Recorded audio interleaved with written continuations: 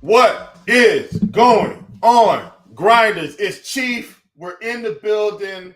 It's Take Your Pick 'em. Thanks everyone for joining us. It's Monday. It's May 29th. It's Memorial Day. And listen, this is a special day, folks. I've got one of my good friends in the industry in the building, Mr. Dion Boykin. If we were live in a real studio, they'd be saying, make some noise. So glad to have my man in. Dion, what's going on, brother? What's good? What's good, family? Y'all, like I said before the show, man, this been a long time coming. We've been knowing each other for a while now, so I'm Yeah. happy to be here, bro. Yeah, for sure. I think a lot of people, man, I don't know if they know how long we've been in. Like, I've been in since 2015. And I think when we were talking pre-show, you've been in since 2017. Yeah, well, no, Like, we really, like I said, I started when it started, but I remember like contests and stuff like that dropping like yeah, around 2017 on FanDuel and DraftKings and stuff like that. But heck yeah, yeah, we've been there since day one, man. yeah. It's been a long time.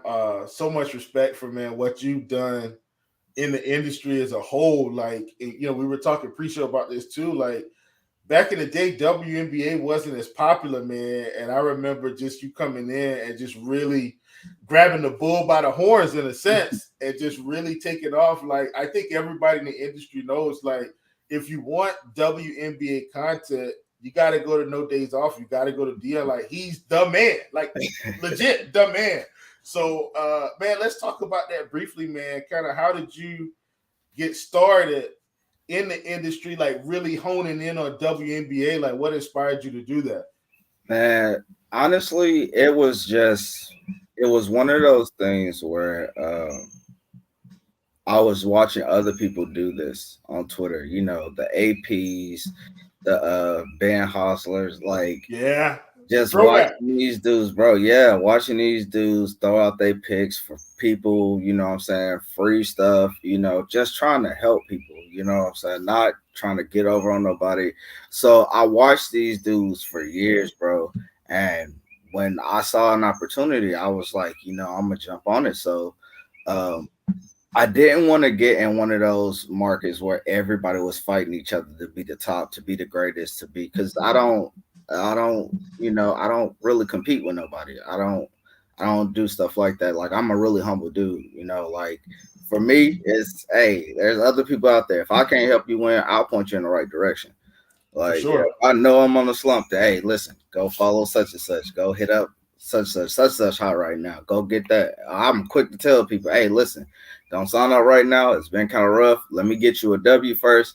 Then we can talk about whatever after that. Cause I don't do this to get rich. I do it for the love of the people. But the main person that I really like link myself to is DFS Bachelor. So when I first started, bro, I was at Karma, and I think like I was taking like your write ups, I think like a couple other people write ups, and it wasn't like I was like stealing the information and passing it off as my own. But like WNBA came out, and I was like, "Yo, can we get something for WNBA for those of us that want to play?" And of course, it wasn't a lot of us, but Karma was like, "You know what? What the hell? What can it hurt?" So created a little channel for y'all, do what y'all need to do, whatever. So like I was taking like I said, yo write-ups, post them in there for people who wanted to play, just anything that I could find on WNBA. And it was so easy to find, bro. It was crazy to me because I was like one day I was just like WNBA fantasy or something like that on Twitter in the search bar, and like everybody who did something, like y'all hashtagged it. So I could find y'all and I would just take the content and be like, hey, such and such posted this. Read that if you're trying to play, DraftKings today. It's a DraftKings breakdown. Or, so one person I found was DFS Bachelor. And I was like, yo, this dude do podcasts for every slate. He breaks shit down. He go. Like, he Yeah, yeah. like literally that's how I was getting my wins, and I was watching his videos and I was doing my little research on the site that I was using for WNBA, which is the WNBA site and stuff like that. So I was winning, and like one day one of the dudes that worked there was like, hey man, why don't you try taking the content that you find, use that as like part of your research, and then write your own little spill on it and take on a slate, and then you post it, because we can't just have you posting other people's content in here. Like, we don't want them to think we stealing their content. And I was like, okay, well, that's understandable. So I was doing it, and I was doing it for a while, and then one day one of the dudes was like, "Hey, man, you think you want to take over the WNBA thing full time?" I was like, "Hell yeah!" Yeah, Yeah, for sure. I've been Yeah, waiting for this day. Like, I always looked up to people who did any type of DFS content. So I was like, bro, I really think I can do that. And like, I don't know what it was that made me fall in love with WNBA, but somewhere along the lines, bro, I fell in love and I fell hard, and I couldn't get off of it. Like, I stopped playing NBA, I stopped playing NFL, and I just started really focusing in. But the more I watched, the more I got into it, and I was like, yo, these ladies are hooping. Like, yeah, people sleep. Like, yeah, you gonna get some snooze fest, you gonna get some blowouts, you gonna get some blown layups and all kind of crazy shit. But bro, these ladies are hooping. yeah, Like, you can't sleep on the fact that they still hooping. It's some good ladies in the league that's just giving people buckets and problems and fits.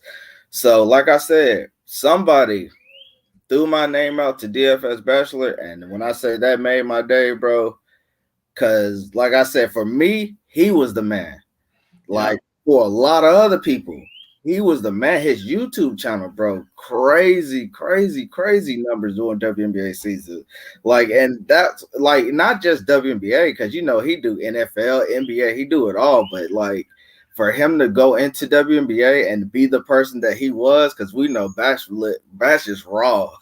yeah, Like, he give it to yeah, you straight. He don't have no filter. You don't like it, you can fuck off. That's what he gonna tell you yeah, straight up. you yeah, know. But sure. we did our first stream together, and it was a hit. He was like, "Bro, I enjoyed you. I loved having you. Like, you're like the calm, I'm the storm." And like, we just meshed, bro, and we just became brothers. And then we just started doing it full time, and it just grew from there. And so that's how it started, bro. That's how it started. And Yeah. Listen, I remember, in fact, man, now that you mentioned that, I remember, I'm going to go out on a limb, Dion, and say 3 to 4 years ago, let's go three. I remember on Twitter, man, when the AD endorsement came out and I saw you were going on your own, I said, yo, like, for me, I was like, this is big. Because, like, I don't think people understood, like, the whole transition of it all. And so when I saw you were going out on your own, I said, man, this is freaking amazing. And so on this show, man, I try to give out something every day called Winning Words of Wisdom. And I think this is just a tribute to how you built yourself in the industry, and not only done that, like, built the content up. Like, mhm. I don't think people understand, like, yeah, like, your main thing is WNBA, but you got a lot more going on over there at No Days Off than just WNBA. So there's more to it than that. But I know that's your baby, so I don't want Yeah. to misconstrue. Like, WNBA is his baby now, but it's a little bit more going on over there. But this is from Ella Fitzgerald, man. It says, just don't give up trying to do what you really want to do. Where there is love and inspiration, I don't think you can go wrong. And I know a lot of times, man, people in the industry, man, they may be passionate, and maybe you're not getting your big break just yet, but like, don't give up, man. Like, if your heart is in it, people will see that. They'll see the passion. They'll see you hungry for it, and Yeah. the chances will come. The opportunities will present themselves. You know what I mean? Yeah, you're right, man. Because I went through two companies. Like I said, started out at DFS Karma, didn't work out there. Went over to your DFS Playbook, which is now Yeah, currently Run Pure Sports. Didn't work out there. All love for both companies, but I just, I wanted to be, I wanted people to have faith in me like I had in myself. You know, yeah, and if I didn't see it, then I was just like, this ain't for me. Like, for me, it's never been about the money. And what changed my mindset in all of this DFS thing was I watched the Bob Marley documentary, Okay. and like it really hit home. Like a lot of things that he was saying, like I don't live for people, or like I don't live for worldly possessions. I live for God. I live for other people. I live for the love of other people. Yeah. And like watching it, and hearing his story, hearing the things that he was saying, like it really hit home for me. And I was like, I don't never want to be one of those people that see the money coming in and get greedy, you Yeah. know, because you lose your way then. Yeah. I always like, man, when I say I looked up to I just mentioned him, AP, man, like bro, that was one of my biggest influencers, yo. Just seeing what he Yeah. did, for a lot of people, and was like literally changing lives. Like people was coming in the channels like, yo, are y'all following AP on Twitter? Y'all need to follow AP on Twitter, man. His NBA, his golf, his this, his that. Like, and it was all free, bro. It was all free, So I wanted to try to basically do the same thing, Yeah. grab a group of dudes who, just grind, grind at what they do, no matter what it is. And I was like, first for me, it started out with just me, of course, Yeah. Obviously. Yep. um, that was the hardest thing. Like I sat down with my wife, I talked with her a lot. And I was like, people keep telling me, like, yo, you don't need to be with these people. Like, you don't have to, bro. You can do this on your own. Like, people will pay you for this. And I was just like, but I don't want that. I want to be able to do something for people that's just, you know. And so I was like, I talked to her like heavy that night. And I was like, okay, fuck it, we're gonna do this. We gonna do Yeah. this. So one of the dudes that I had worked with at Karma, Zoe, he was like, bro, it's this joint called Patreon. You should start a Patreon. Yeah. And I was like, man, I don't, cause I'm old, bro. So I was like, man, I don't know what that is. But people still telling me now, bro, get a TikTok, and I'm just like, fam.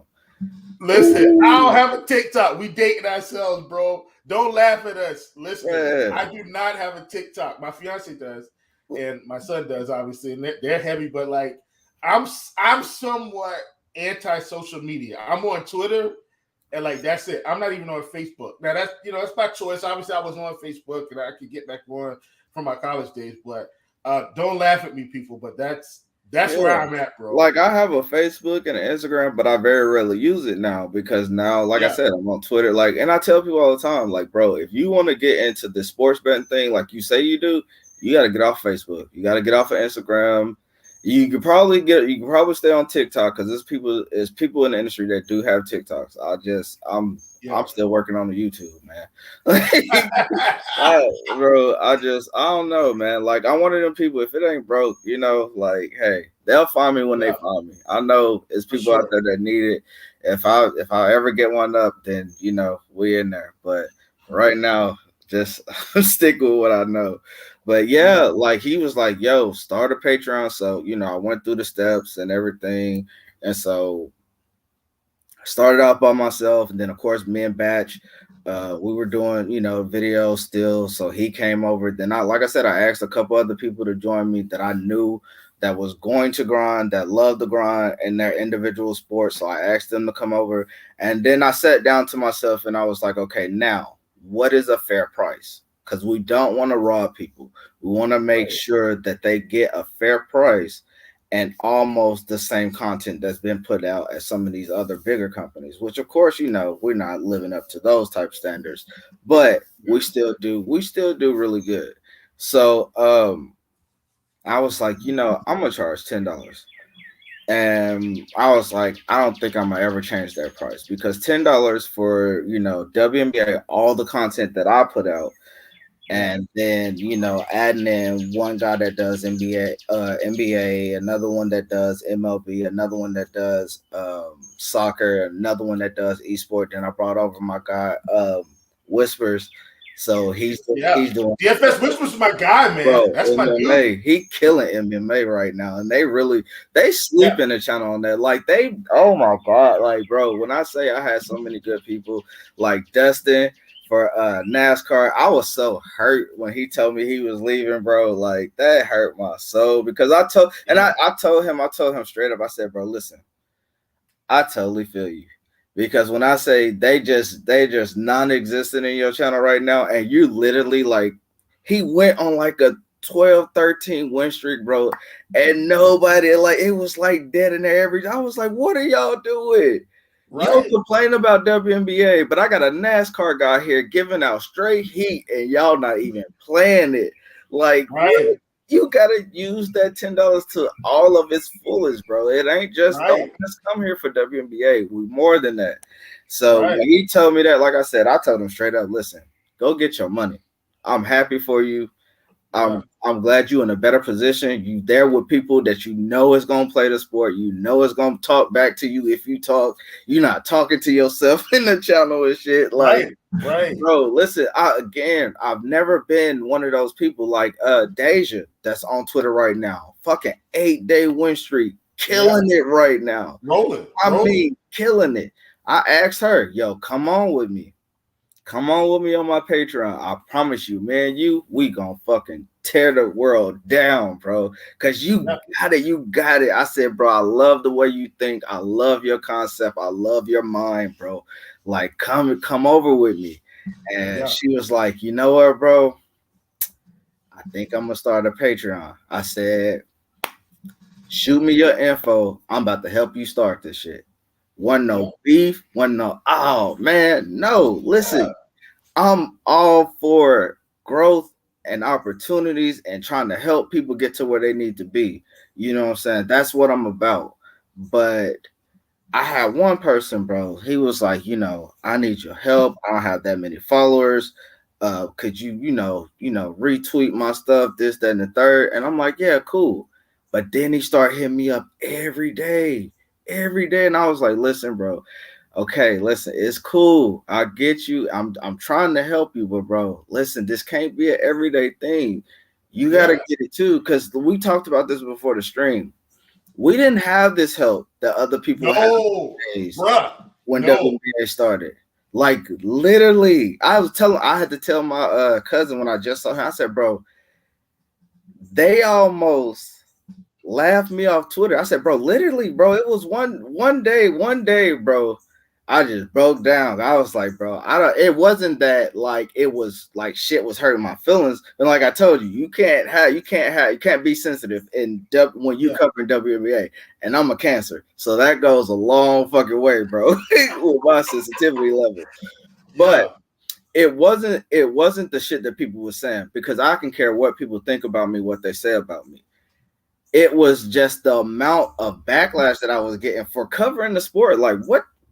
Oh, what kind of man are you? And you ain't this, you that, you know what I'm saying? Like, bro, just because I choose to cover WNBA and I don't want to touch NBA or NFL or MLB, y'all got y'all goats there. Y'all don't need another one.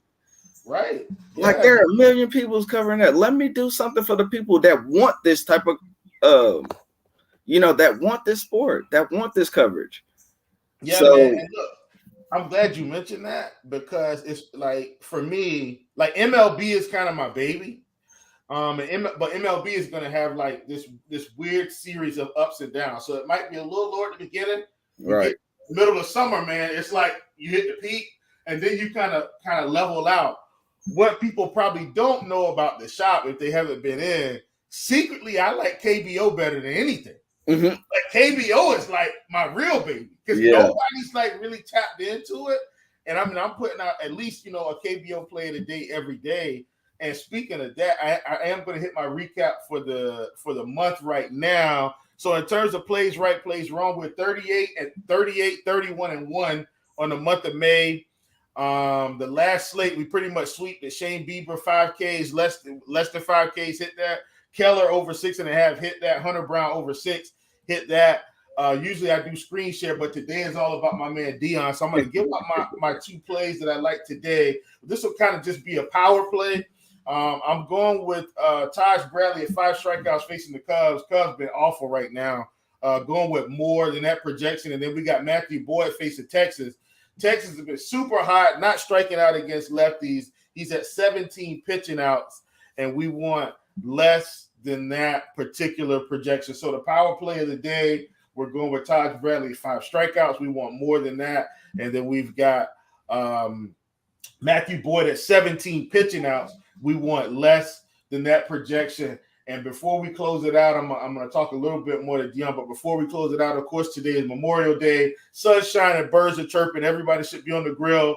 Do not get on the grill without visiting our good friends at Shady Rays. They have the New Year gear that's built to last. Friends at Shady Rays have you covered from the sun to the slopes with premium polarized shades, customizable snow goggles, and so much more. Shady Rays is an independent sunglasses company that offers a world-class product that's just as good as any expensive pair we've worn. Durable frames and extremely clear optics for outdoor adventures. That's not all, folks. Shady Rays offers the most insane protection plan in all of eyewear. Every pair of sunglasses is backed by a lost and broken replacement policy. If you lose or break your pair, even on day one, they told us they will send you a brand new pair, no questions asked.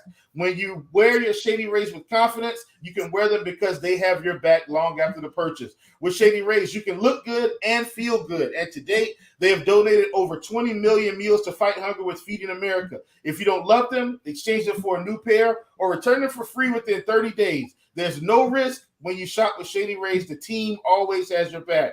Exclusively for listeners who take your pick 'em. Plug in the promo code RotoGrinders at ShadyRays.com, and you'll get 50% off 2 pairs of polarized sunglasses. Try for yourself the shades rated 5 stars by over 200,000 people. Dion, we're going to close this out with a question, and this is coming from Fighting Moose.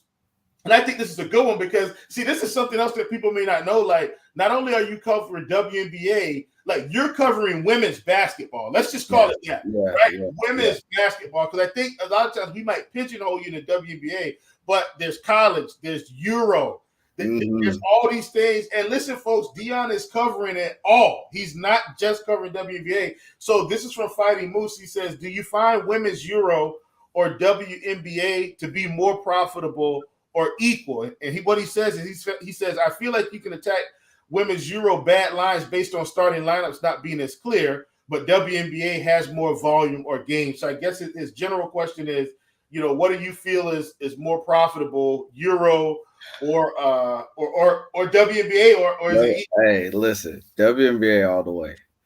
I say this because when you have these ladies go overseas, and y'all seen it this season. I don't know what the hell was going on this season, but you've seen it a lot this season.